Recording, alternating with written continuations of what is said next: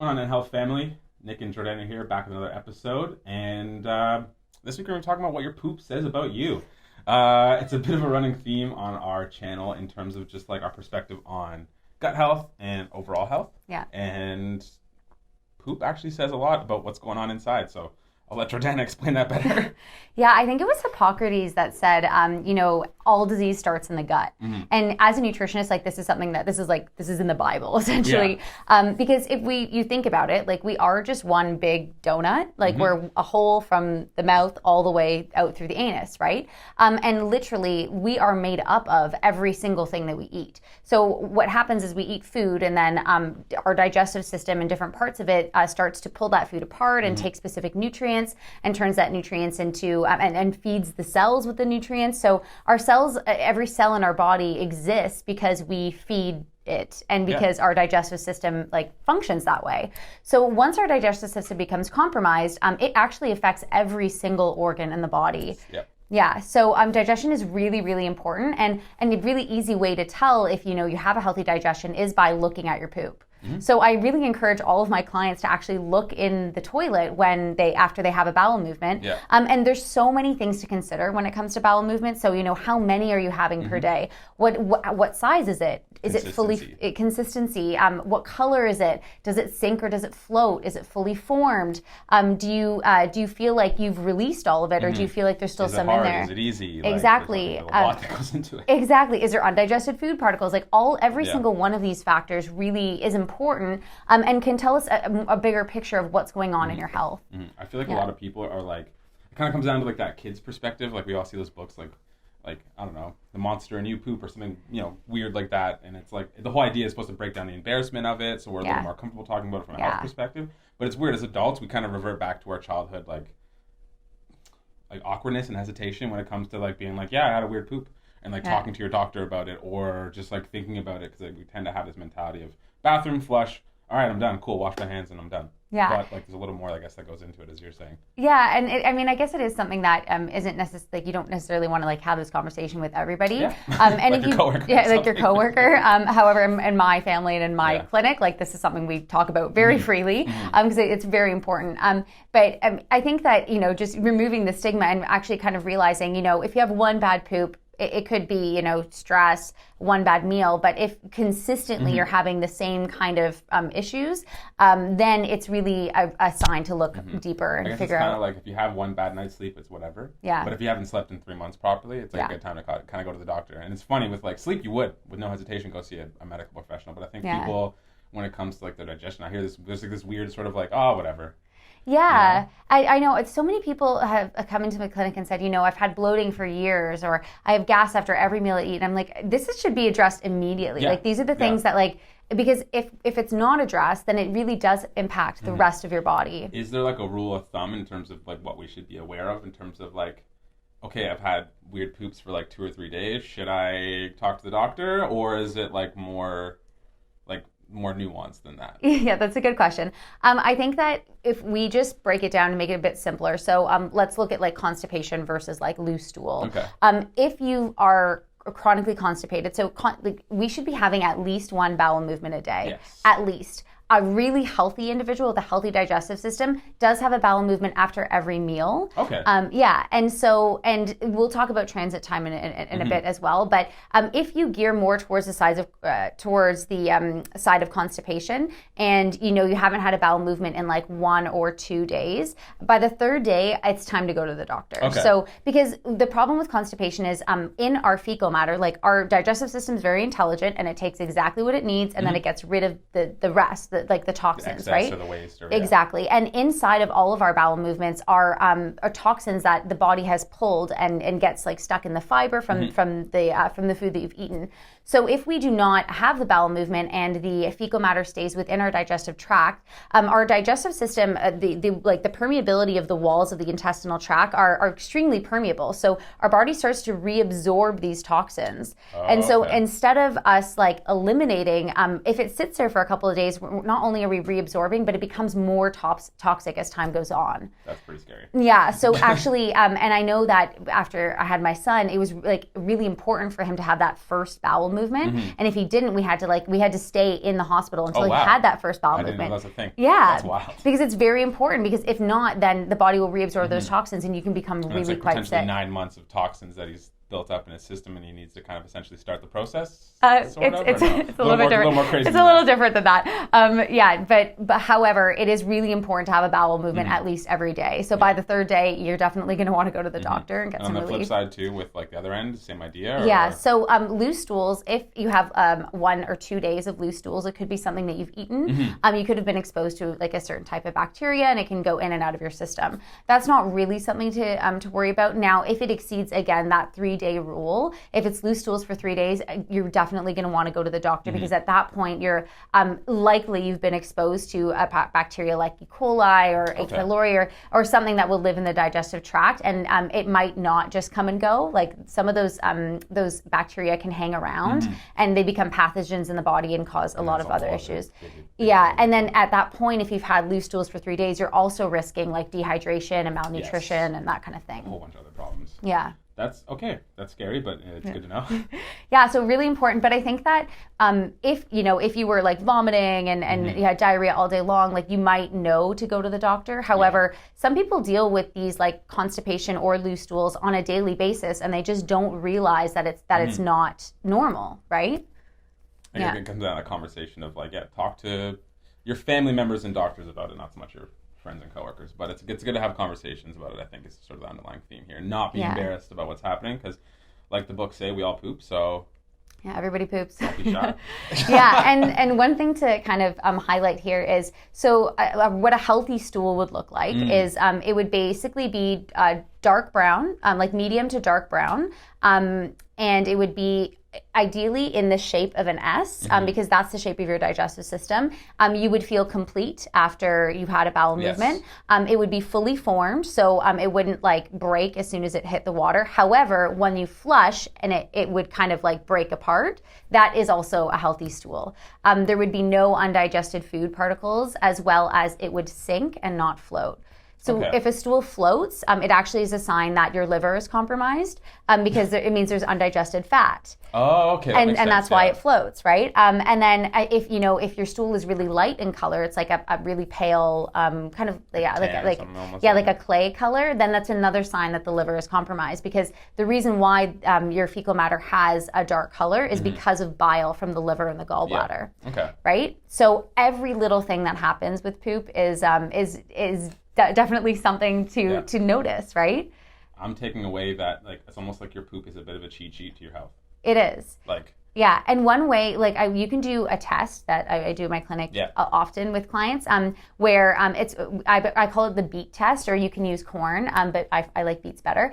And how it works is essentially you want to make sure that your transit time is between 12 to 24 hours. So anything less than 12 hours is too fast, too quick of a transit time, which means that you're not going to be getting absorbing the nutrients, and then anything like beyond the 24-hour point is much too slow, which means that we're now gearing more towards constipation. So when we're doing the BEET test, essentially all you're going to do is you're just going to eat beets, pick a time or a meal, and you're going to wait to see for when you see the beets in your bowel movement. Now, the first time that you see it is not your real transit time. It's until the last time that you see it. So if you see the first beet in your stool like 12 hours later, but then you continue to see it for the next 3 days, then your real transit time is 72 hours, not 12. I'm going to give that a shot. Yeah. See what it's like for myself. Cool. So like, what can we do about regulating our poop in terms of just like, because it sounds like consistency is key. Yeah. In terms of like what you're getting out of it. Yeah. As weird as that sounds. Yeah. What are some strategies people can implement that are going to help with that? Yeah, so I think consistent meal timing would be the first place that I would start, and just making sure that we... It's like looking at it from like a system perspective, like the training every day sort of thing at the same time. That's cool. Okay. Exactly, and then I find that eating late or before bed tends to have really negative impacts on digestive system for the morning bowel movement. Is that just because of like the slowdown of everything, or...? It's because when we go to sleep, our body actually needs all of its energy to like heal and reset like the neurotransmitters and other other organs and endocrine system stuff, hormones and everything. Yeah. Okay. So if we go to sleep on a full stomach, first of all, our digestion is going to be compromised because we're not actually active, right? Yeah. And in digestion, it takes a lot of energy and a lot of blood flow to actually digest food. So usually what happens is the food ends up kind of sitting in the stomach and fermenting, and then once it ferments, it causes like inflammation and feeds bad bacteria and bloating, gas, and then you're just kind of setting yourself up for a leaky gut situation, which is not good either. Not which we good. talk about in a lot of our videos as well. Yeah. So, so we have a couple supplements in front of us. Yeah. So other than proper mealtime and then getting enough water water. like making sure your diet has a lot of fiber, we can talk about these 3 supplements. So the first one is magnesium. So this is a magnesium bisglycinate. Typically, there are many different forms of magnesium. Bisglycinate and citrate are my favorite for bowel movements. So I'm somebody who actually I've been chronically constipated my whole life. And it wasn't really until I became a nutritionist that I was became regular, but I can always tell when when something's stressful, because also there's a very strong connection between your brain and your gut, right? Just the gut-brain axis. So the parietal cells in the gut, when you are stressed and the sympathetic nervous system is heightened, it can stop digestion from happening. So oftentimes people either with IBS, stress may make them have loose bowels or constipation. So stress is one thing that you would want to also get a handle on, but the magnesium is going to tackle both of that aspect. So magnesium also helps to support the stress hormones and create, support the adrenals, which is our organs that produce stress hormones.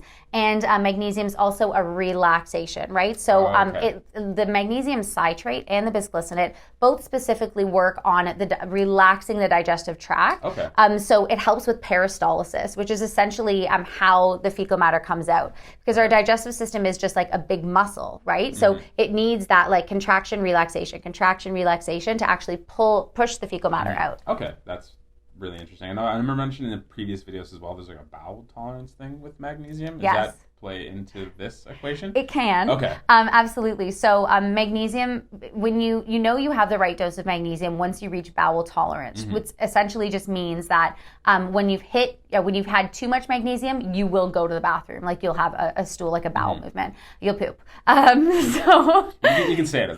Yes, you will poop. Right before bowel tolerance is your specific dose for magnesium. So I always start with the recommended dose on the back, but I would try and have a day where you can work yourself up to bowel tolerance to make sure you're getting enough magnesium to help with the peristalsis and help you have regular. Kind of optimize everything more or less. Yeah. Okay. And then I would take the magnesium before bed, always, so that you can have a nice bowel movement in the morning. And helps you sleep too a little bit, which isn't a bad thing. Super does. Yeah, totally. All right. And then the second one, so probiotics. So I think that probiotics are really, really popular, especially since the Human Genome Project, and we've started to really dissect what role bacteria has in our body. So our good bacteria or our probiotics essentially are responsible for breaking down our food and extracting the specific nutrients that we need. They also take up real estate, so they protect us from being exposed to negative bacteria or bad bacteria like E. coli or Giardia or travelers diarrhea, that kind of thing. So taking a probiotic daily, I also take the probiotic at night just to have a good bowel movement in the morning. But taking a high dose probiotic, so this is an 80 billion, and I wouldn't do anything under 50, especially for constipation. But as well as if you have loose stool, because when you have loose stools, you're not actually extracting the nutrients, right? It's the transit time's too quick. So the probiotics are going to help to slow down the transit time so that they can actually work with the food and take the nutrients they need and start to feed the cells. Cool. It's kind of fine-tuning the timing of things with that almost. Yeah. And then the final one is psyllium husk. So psyllium husk is another really, really great tool. Now, if you are somebody who's chronically constipated, this is not my favorite supplement for that. Or if you have IBS, mainly because psyllium husk actually expands so much inside of the gut. And so if you're somebody who struggles with constipation, you likely have buildup in your gut. So fun fact, actually, do you know how many pounds of poop we can hold in our digestive tract? Absolutely no idea. I wouldn't even just think, take a guess. I don't know, 3 pounds of poop.